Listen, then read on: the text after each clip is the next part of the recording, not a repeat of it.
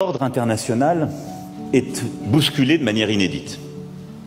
Mais surtout avec, si je puis dire, un grand bouleversement qui se fait sans doute pour la première fois dans notre histoire, à peu près dans tous les domaines, avec une magnitude profondément historique. C'est d'abord une transformation, une recomposition géopolitique et stratégique. Nous sommes sans doute en train de vivre la fin de l'hégémonie occidentale sur le monde. Nous nous étions habitués à un ordre international qui, depuis le XVIIIe siècle, reposait sur une hégémonie occidentale. Vraisemblablement française au XVIIIe siècle, par l'inspiration des Lumières,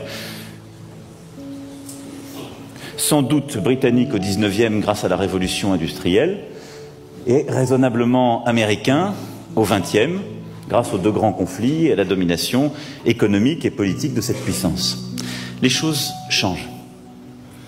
Et elles sont profondément bousculées par les erreurs des Occidentaux,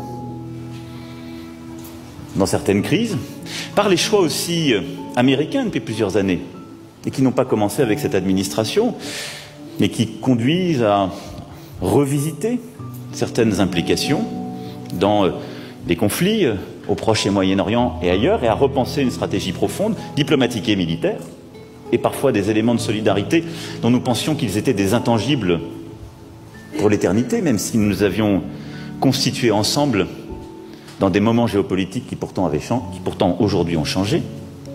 Et puis, c'est aussi l'émergence de nouvelles puissances dont nous avons sans doute longtemps sous-estimé l'impact. La Chine au premier rang, mais également la stratégie russe, menée, il faut bien le dire, depuis quelques années avec plus de succès. J'y reviendrai.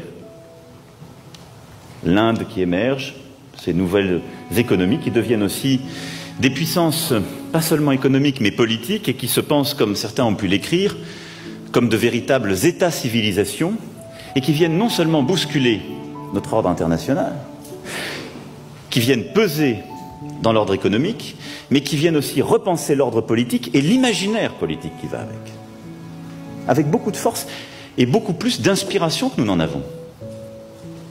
Regardons l'Inde, la Russie, la Chine. Elles ont une inspiration politique beaucoup plus forte que les Européens aujourd'hui. Elles pensent le monde avec une vraie logique, une vraie philosophie, un imaginaire que nous avons un peu perdu. Et donc tout ça vient nous bousculer très profondément, vient rebattre les cartes. Je ne parle pas évidemment de l'émergence africaine, chaque jour confirmée, et qui se traduit aussi là par une recomposition profonde, et j'y reviendrai aussi.